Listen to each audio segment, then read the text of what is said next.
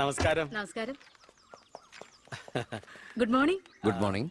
മനസ്സിലായില്ലേ? Mercy, Mercy Varghese, ഇവിടുത്തെ famous public പ്രോസ്റ്റിറ്റ്യൂട്ടാ. പഴയ ജോലിയൊക്കെ നിർത്തി ഇപ്പൊ അച്ഛന്റെ കേസ് മാത്രമേ എടുക്കൂ. കൂടെ കയറിയങ്ങ് പോ. വൃത്തിയിട്ടവനെ, താനാ പറഞ്ഞതിന്റെ അർത്ഥം എനിക്കറിയോ? വേശ്യെന്നാ. മാഡം, മാഡം, മാഡം, അറിയാതെ നാ ഒന്ന് പിഴച്ചു പോയതാണ്. മാഡം എന്റെ സ്വന്തം അമ്മയെ പോലെയാണ്, സ്വന്തം ഭാര്യയെ പോലെയാണ്, പെങ്ങളെ പോലെയാണെന്നാണ് ഞാൻ ഉദ്ദേശിച്ചത്. എന്താ ഇവിടെ ബഹളം? കയ്യും കബളും കൂടെ കൂട്ടിമുട്ടിയതാ. ഈ കള്ളനായിരുന്നോ? ഞാൻ കള്ളനല്ല, കള്ളന് കഞ്ഞി വെച്ചു. തൂക്കിയെടുത്ത് പുറത്താക്കണോ? ഞാൻ ഉദ്ദേശിച്ചത് ഇയാൾ ഒന്നും ഉദ്ദേശിക്കണ്ട. മേലിൽ മുറ്റത്ത് കാലി കുത്തിപ്പോരുന്നു. ഞാൻ ഈ കാല് എന്റെ ഉദ്ദേശങ്ങളൊന്നും പഴയതുപോലെ ഫലിക്കുന്നില്ലല്ലോ. തെളിവുകളും സാക്ഷിമൊഴികളും അനുകൂലമാണെങ്കിൽ പിന്നെ ഒന്നും പേടിക്കാനില്ല. സെൽഫോൺ ഒരു പ്രധാനപ്പെട്ട തെളിവല്ല. അതിലേക്ക് ആർക്ക് വേണമെങ്കിലും വിളിക്കാം, തിരിച്ചും വിളിക്കാം. പക്ഷേ ശാരിയുടെ സാക്ഷിമൊഴി പ്രധാനമാണ്. അതിലൂടെ മാത്രമേ വെട്ടൂർ ശിവനും ഈ കൊലയും തമ്മിലുള്ള ബന്ധം വാദിഭാഗത്തിന് തെളിയിക്കാൻ പറ്റൂ. ഈ വെട്ടൂർ ശിവൻ നിരപരാധിയാണെങ്കിൽ അച്ഛനും നിരപരാധിയാണ് അല്ലേ മാഡം? അതെ. അപ്പോ എങ്ങനെയും ശാരിയുടെ മൊഴി നമുക്ക് അനുകൂലമാക്കണം. അച്ഛൻ ആ കുട്ടിയോടൊന്ന് സംസാരിച്ച. ഓ, ഇവിടുത്തെ പഴയ ബാല്യക്കാരുടെ മോളാ അവള്. ഇനി ഞാൻ അവളെ കാല് പിടിക്കണം എന്ന് പറഞ്ഞ അച്ഛാ, ഇപ്പൊ ആവശ്യം നമ്മുടെതാ. അവൾ അനുസരിക്കും. അതിനുള്ള തന്ത്രങ്ങളൊക്കെ അച്ഛൻ അറിഞ്ഞൂടെ?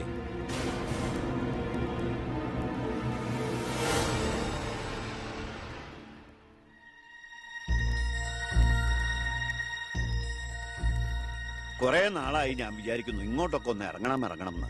സത്യം പറഞ്ഞ സമയം കിട്ടാറില്ല. അല്ല, ഇവളെങ്ങനെ നിർത്തിയാ മതിയോ? കെട്ടിച്ചുടണ്ടേ?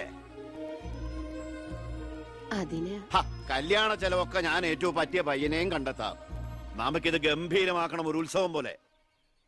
ഗോപാലപിള്ള സാറിനെ എനിക്ക് മറക്കാൻ പറ്റുമോ? എന്നെ രാഷ്ട്രീയത്തിലേക്ക് കൈപിടിച്ച് കയറ്റിയ രാഷ്ട്രീയ ഗുരുവാണ് നിന്റെ മുത്തച്ഛൻ. മരിക്കാൻ കിടക്കുമ്പോ ഞാൻ അദ്ദേഹത്തിന് കൊടുത്ത വാക്കാ, ഈ കുടുംബം അനാഥാകില്ലെന്ന്. എന്നാ ഞാൻ ഇറങ്ങട്ടെ. ഞാൻ എന്തോ മറന്നല്ലോ. മോളെ, പിന്നെ മോൾക്കറിയാമല്ലോ, നിരപരാധിയായ എന്നെ ഒരു കേസിൽപ്പെടുത്തിയ വിവരം. ആ പ്രതിക്കെതിരെയുള്ള മോളുടെ മൊഴി അതൊന്നും മാറ്റി പറയണം. ഞാൻ സത്യം പറയൂ. എന്റെ മുന്നിൽ വെച്ച് നടന്ന കൊലപാതകത്തിന് കൂട്ടുനിൽക്കാൻ എന്നെ കിട്ടില്ല. തെറ്റ് ചെയ്തവരാരായാലും അവർ ശിക്ഷിക്കപ്പെടണം. കുറെ കാലം എന്റെ വീട്ടിൽ നിന്നല്ലേ തള്ളയും മോളും. ഉണ്ട ചോറിന് നന്ദി കാണിക്കാൻ പറ ദേവകിയമ്മ അമ്മളോട്. അമ്മ പറയില്ല. സാറ് പണ്ട് നന്ദി സൂചകമായി എന്റെ മുത്തച്ഛന് കൊടുത്ത വാക്ക് വിധവയായ എന്റെ അമ്മയെ അടിച്ചു തളിക്കാരിയാക്കാമെന്നല്ല, നല്ലൊരു ജോലി വാങ്ങിക്കൊടുത്ത് സ്വന്തം പെങ്ങളെ പോലെ സംരക്ഷിക്കാമെന്നായിരുന്നു. സാറിന്റെ വീട്ടിലെ കരിയും പുകയും കൊണ്ട് എല്ലാം മുറിയെ പണിയെടുത്തിട്ട് തന്നെയാ എന്റെ അമ്മ എന്നെ വളർത്തിയത്. ഒരു ബാല്യക്കാരിയുടെ കൂലിക്കണക്ക് പറഞ്ഞാ കുറെ കാശ് ഇങ്ങോട്ട് തരാനുണ്ടാവും. ഞാഞ്ഞൂളിനും പത്തി കൊള്ളാം. നീയൊക്കെ മാനം മര്യാദയായിട്ട് ജീവിക്കുന്ന എനിക്കൊന്ന് കാണണം.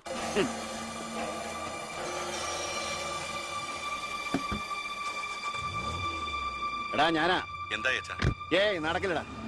ഇന്ന് അച്ഛൻ അവളുടെ അടുത്ത് പോയി. നാളെ അവൾ അച്ഛന്റെ അടുത്ത് വരണം. അച്ഛൻ സമാധാനമായിട്ടിരിക്കുക. ബാക്കിയൊക്കെ ഞാൻ നോക്കിക്കോളാം.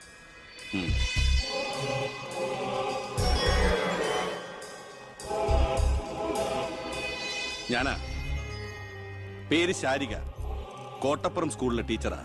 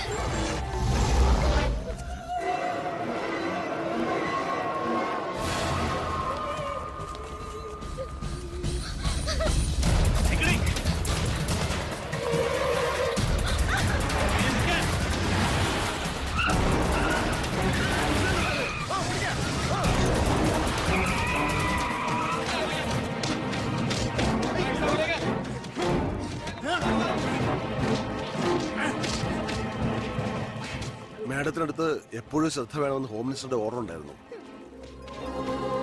വരട്ടെ. പിടിച്ചു കയറ്റില്ല.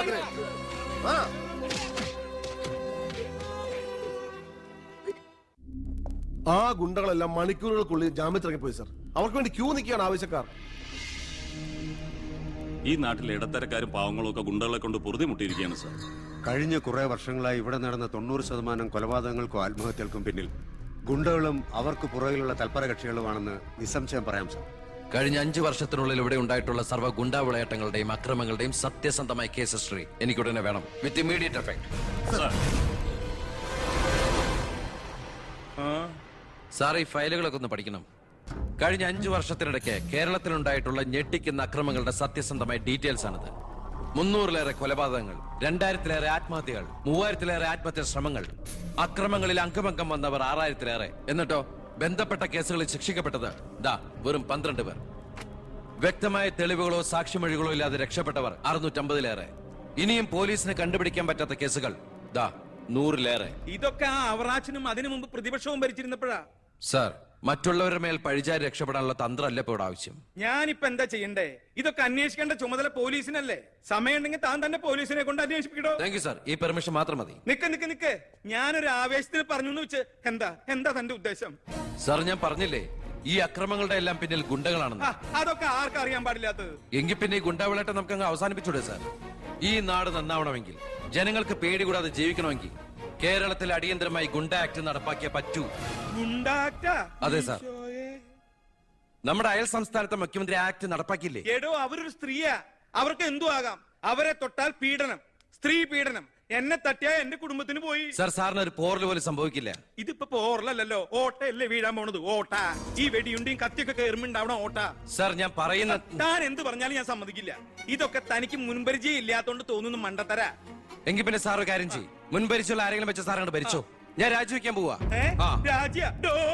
നീ എനിക്ക് ഹാർട്ട് അറ്റാക്ക് ഉണ്ടാക്കുന്ന വർത്താനം പറയരുത്. നീ രാജിവെച്ച് പോയാ എന്റെ മന്ത്രിസഭ മൂക്കൂത്തി വീടില്ലേ? എങ്കിൽ എന്റെ വഴിക്ക് വരേണ്ടി വരും. നീ പറയണേല് കാര്യമുണ്ടെന്ന് എനിക്കറിയാം, പക്ഷെ നിനക്കൊരു കാര്യം അറിയില്ല. ഇവിടുത്തെ എല്ലാ രാഷ്ട്രീയ പാർട്ടികളുടെയും നിത്യോപയോഗ സാധനങ്ങളിൽ ഒന്നാണ് ഈ ഗുണ്ടകൾ. അതുകൊണ്ട് ഭരണകക്ഷിയും പ്രതിപക്ഷവും ഇതിന് സമ്മതിക്കില്ല. ഈ ബില്ല് നിയമസഭയിൽ പാസ്സാവൂല. അറിയാം സാർ, ആദ്യം നമുക്ക് മന്ത്രിസഭ കൂടി തീരുമാനിക്കാം. ഗവർണറെ കൊണ്ട് സ്പെഷ്യൽ ഓർഡിനൻസ് പുറപ്പെടുവിച്ച് ഈ ഗുണ്ട ആക്ട് നടപ്പിലാക്കാം. എന്നിട്ട് 6 മാസത്തിനുള്ളിൽ നമുക്ക് നിയമസഭയിൽ പാസ്സാക്കിയെടുത്താൽ മതി. ആ 6 മാസം മതി എനിക്ക് കേരളത്തിലെ സർവ്വ ഗുണ്ടായുസം തുടച്ചു നീക്കാൻ. Thank you sir. എനിക്ക് വേണം.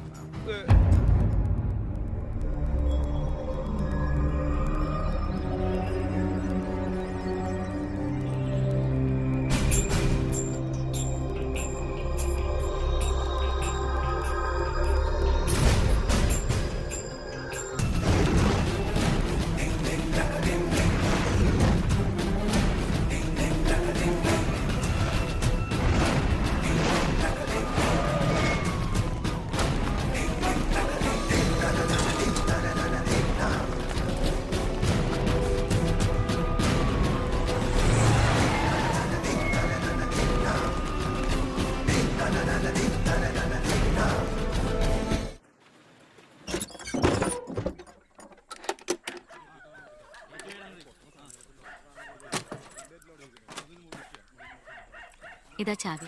എന്നാ ഞങ്ങൾ ഇറങ്ങട്ടെ. ഓ ആയിക്കോട്ടെ.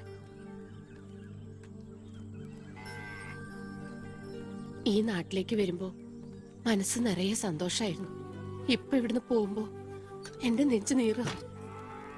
എന്റെ മോൾക്ക് വന്ന മഹാഭാഗ്യം ഞാനായിട്ട് തട്ടിത്തെറിപ്പിച്ചല്ലോ എന്നോർക്കുമ്പോ ഇന്നിപ്പോ മഹാറാണിയെ പോലെ കഴിയേണ്ട നീ 100 വട്ടം ശപിച്ചിട്ടുണ്ടാവില്ലേ ഈ അമ്മേ?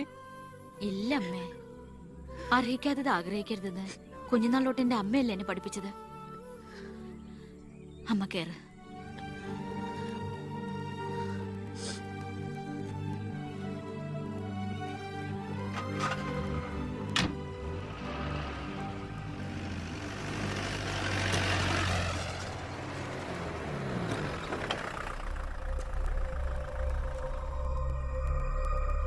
നിർത്ത് വണ്ടി എടുക്കല്ലേ.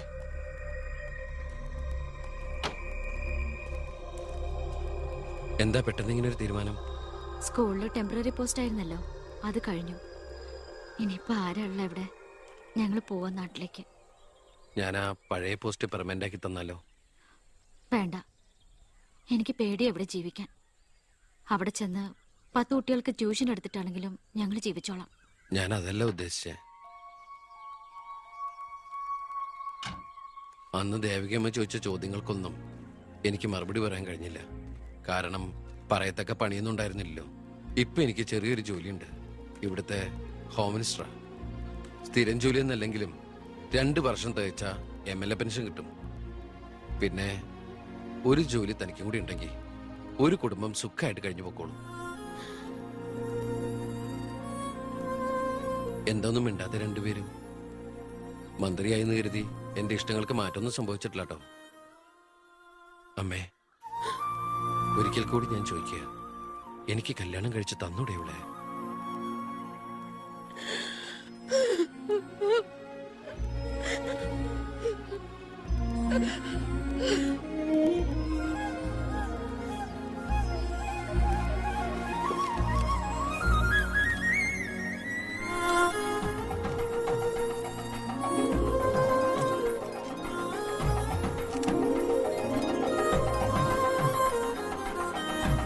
സാക്ഷികൾ ഒരു സാക്ഷിയുണ്ടേ, ഒന്ന് മറക്കേ സാറേ.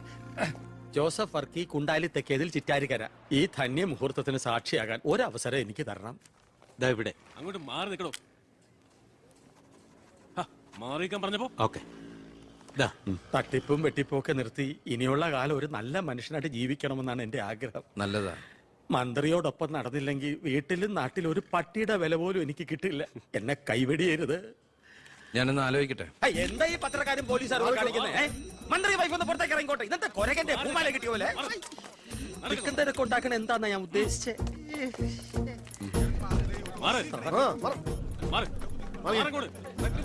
വഴി കൊടുക്ക. ഈ പാവപ്പെട്ട പെൺകുട്ടിയെ വിവാഹം കഴിച്ചത് പഴയ ബാല്യക്കാരുടെ മകളോട് ബാല്യകാലത്തിൽ തോന്നിയ കടുത്ത പ്രേമം കൊണ്ട് തന്നെയാണോ? നാട്ടുകാർ മുഴുവൻ നോക്കി നിൽക്കെ ഒരു ഗുണ്ട പഴപ്പിച്ച ഈ പെണ്ണിന് ജീവിതം നൽകിയത് ജനസിമ്പതി നേടി പ്രശസ്തി പിടിച്ചു വെക്കാൻ വേണ്ടിയല്ലേ? വിട് സാറേ. പത്രക്കാരോട് ഇങ്ങനെയൊക്കെയാണോ? അതിനുള്ള മറുപടിയൊക്കെ ഞാൻ പറഞ്ഞോളാം. അനന്തുമാർ വാ. കളി എന്നോടോ? തന്നെ പോലുള്ള മഞ്ഞപ്പത്രക്കാർക്ക് എന്തു എഴുതി പിടിപ്പിക്കാം. സ്വന്തം കൂടപ്പിറപ്പുകളുടെ കിടപ്പറ കഥകൾ വരെ. ആ സർക്കിൾ ഇൻസ്പെക്ടർ വിജയൻ സാറ് അവിടെ വെച്ച് അനന്തകുമാറിനിട്ട് 2 പൊട്ടിച്ചിരുന്നെങ്കിൽ നിങ്ങൾ പത്രക്കാരെ എഴുതി പിടിപ്പിക്കും ആഭ്യന്തരമന്ത്രി അധികാരം ദുർവിനിയോഗം ചെയ്തു എന്ന്. അതൊക്കെ ചീപ്പായി പോവില്ലേ? പക്ഷെ ഒരു ഭാര്യയെ കുറിച്ച് പറയുമ്പോ ഭർത്താവ് കുറച്ച് ചീപ്പായാലും വലിയ കുഴപ്പമൊന്നുമില്ല അല്ലടാ അനന്തകുമാറെ. സാറൊന്നും കണ്ടിട്ടില്ല, അനന്തകുമാറൊന്നും കൊണ്ടിട്ടുമില്ല. താടി ഉള്ളതുകൊണ്ട് പാടറിയില്ല. കല്യാണം കഴിഞ്ഞ് വധുവരന്മാർ ഇങ്ങോട്ട് എഴുന്നള്ളുന്നുണ്ടെന്ന്. ഒരു കാര്യം ഞാൻ പറഞ്ഞേക്കാം, അവരെ ഈ പടി കയറ്റിയ ആ നിമിഷം ഞങ്ങൾ ഈ പടി ഇറങ്ങും. അതിലൊരു മാറ്റവും ഇല്ല. അമ്മേ, ദാ അവരെത്തി.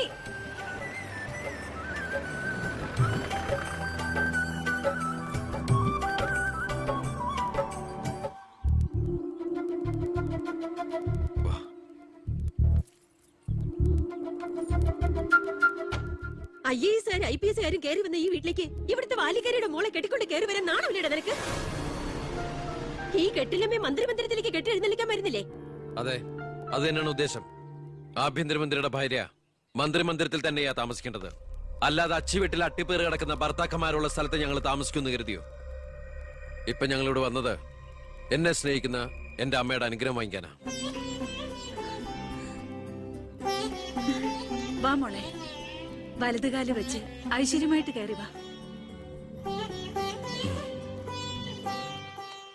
ആ പടി ചവിട്ടി പോരുത്.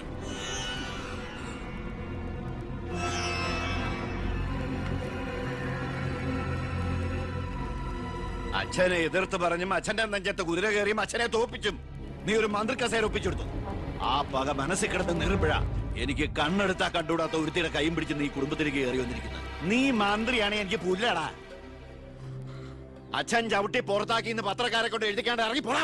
നിങ്ങൾ എന്തൊക്കെയായി പറയുന്നേ? നീ മുണ്ടി പോരുത്.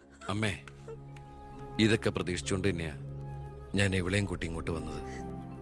അമ്മയുടെ നിറഞ്ഞ കണ്ണുകൾ കാണുമ്പോ എനിക്കറിയാം എന്റെ അമ്മ നിറഞ്ഞ മനസ്സോടെ ഞങ്ങളെ സ്വീകരിച്ചു. അനുഗ്രഹം ഉണ്ടാവണം, അത് മാത്രം മതി.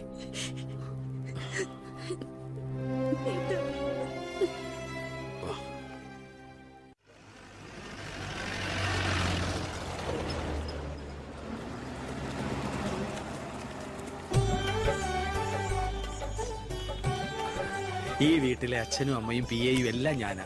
ഐശ്വര്യമായിട്ട് വലത് കാലം വെച്ചകത്ത് കയറിക്കേ. എന്റെ ഈശ്വരേ, നന്മ വരുത്തണമേ. ഇനിയെങ്കിലും അവരെ അവരുടെ മാത്രം ലോകത്തിലേക്ക് വിട്ടുകൂടെ? മന്ത്രിക്കുമില്ലേ ഫസ്റ്റ് നൈറ്റ് റൊമാൻസ് ഒക്കെ? പ്ലീസ് എല്ലാവരും ഒന്ന് പുറത്തേക്ക് ഇറങ്ങും. പ്ലീസ് പ്ലീസ് പറയുന്ന കേൾക്കൂ പ്ലീസ്.